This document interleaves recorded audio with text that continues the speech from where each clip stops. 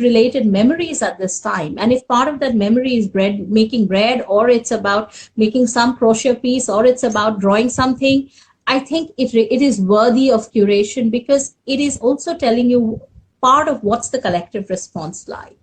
Yeah, that's exactly. Interesting. Okay. Curating business has always been preserved for upper class men of the society, and the facts are very hard about the business they do. Actually, as I am a fan of the new museum, I believe more into the eco museum rather than that classical museum.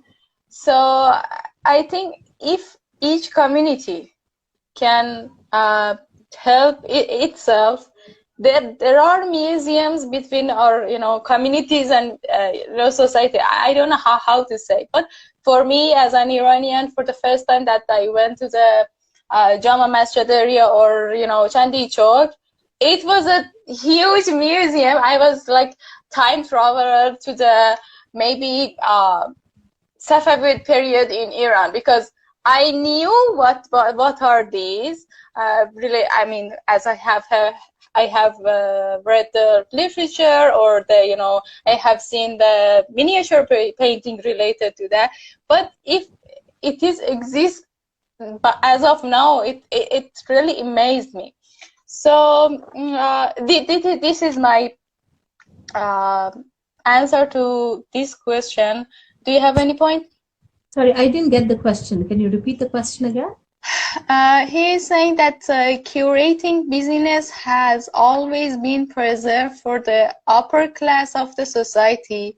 The facts are very hard about the business they do. So you're saying curating business, is that the word? Yeah. Okay. I think in some measures, yes, it would be right that it is probably more possible for somebody who's taken care of his food, clothing, shelter, and those kind of worries to then invest in terms of art and to start curating art, which is why I think right now it's also the moment for every one of us to step up, whether within the museum community or outside the community, to see what each one of us can as individuals do to help somebody. I think it's important to, even before you get into curation, start being a good human being. And in whatever little capacity you can try and help one person at least, whether it's your driver, whether it's the maid, whether it's somebody working, somewhere near your house, whether it's a pet that you see. I think it's important to sort of extend that hand at first, Having said that, I think at some level, art and life will always sort of happen parallelly. It's not that, you will manage to tick off all the boxes of things have to go right in life and then art will happen, because that's utopian to think about. So even with less advantaged communities, art has been found to be very useful. When children are under lockdown, and whether it's in a community that's less advantaged or more advantaged, the benefits of art remain primal. The benefits of art are equal. In fact, communities that have greater exposure to violence, poverty, I think art can actually play a far more positive mediating role in those. So it's always good to sort of keep that channel open and not stop it. Yeah, and do whatever you can at your individual level to facilitate those conversations and those interactions. I think that's all I can say about that. Yeah, definitely. Okay, what object or experience will be best capture the memory of the lockdown according to your blog? I think we have already mentioned it. In terms of what objects? Objects or experience.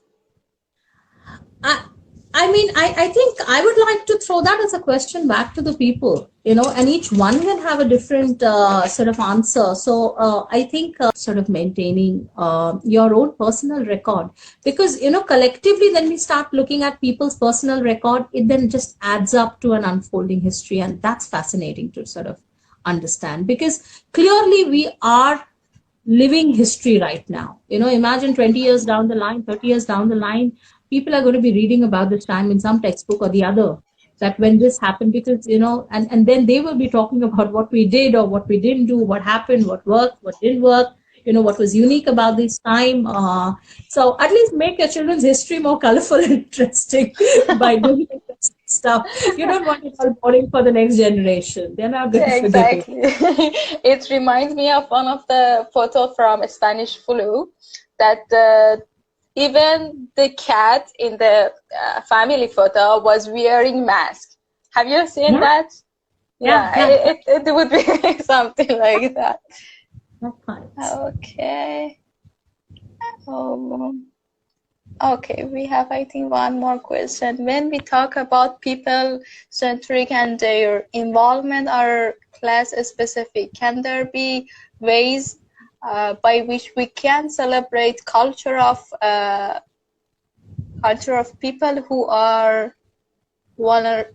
I cannot read. And who are and need hope in these times. Okay, have you got it? Yeah, so can we celebrate culture of hope even when the times are difficult? That's the basic premise. Yes, and actually they are specifically mentioning about the middle income or lower income people. Yes, I think it's interesting. For example, I don't know. You should check out. For example, I saw the Victoria Memorial posting a lot about the people who are taking care of the museum right now, so the essential workers and all. So you do see a lot of museums actually now posting about people, the gardeners, the cleaners, the helpers who are actually helping maintain this. So it's not just about middle income, it's also about the fact that, people who we would not normally talk about are getting to the center stage. The fact that I brought up the example of Tim at the National Cowboy Museum. Tim is the security in charge. In normal time, you don't probably put your security in charge. We wouldn't even know who Tim was. And he's been at the job for many, many years. It's only now that we've suddenly heard about him. So yes, I think it's a great time to celebrate everyone.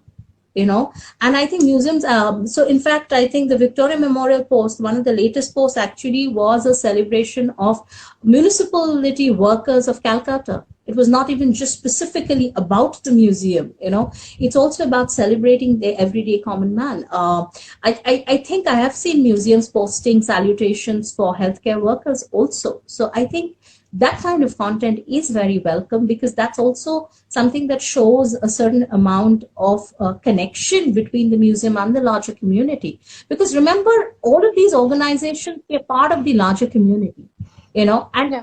anything that impacts the larger community in turn impacts you, and you have to be sort of sensitized and mindful to that. So that's very important.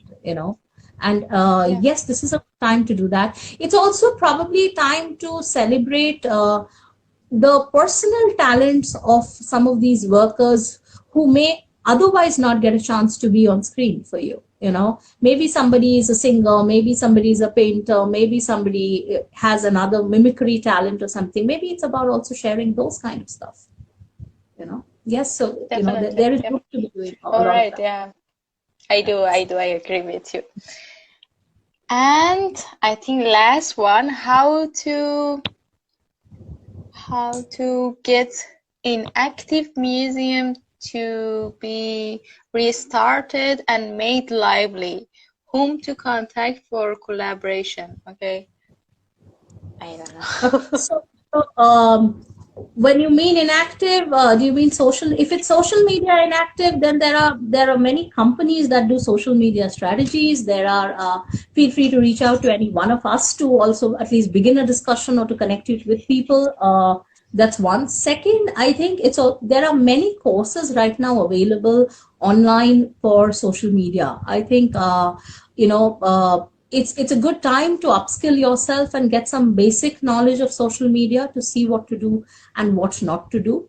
From a collaboration point of view, depending on who you want to target. So, for example, if you want to target youth, look up popular bloggers and vloggers on YouTube and Instagram, and look up at them for collaborations.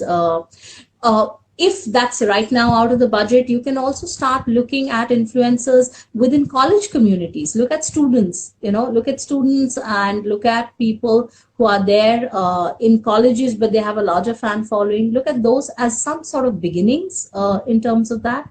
Also, I think start looking at content. If you're looking at content and digitizing content, that's a different agenda. So I think it's also about trying to define, when you're saying you want to revive a museum, at what level. Is it the offline museum? Is it the social media strategy? Is it the branding strategies? So depending on all of them, there are different sort of people involved. Feel free to send us a DM, and we'll be happy to chat and connect you to the right people and see what we can do if anything is possible. And that's an option. Okay, thank you so much. If you don't have any point to mention, I think I am also, I don't have any. So thank you so much, Niloofar. I think it's been a pleasure, and we hope to do more of these, because again, it's a new beginning, like we said. And if people want us to probably chat on more topics, we'd be happy to hear them, whether it's now and even later. Do send us a DM, do send Niloofar a DM, and we'll try and come back and get more guests, and happy to chat. Sure. Thank you so much for accepting my invitation, and stay safe. Stay safe. Thank you. Bye-bye. Thank you. Bye.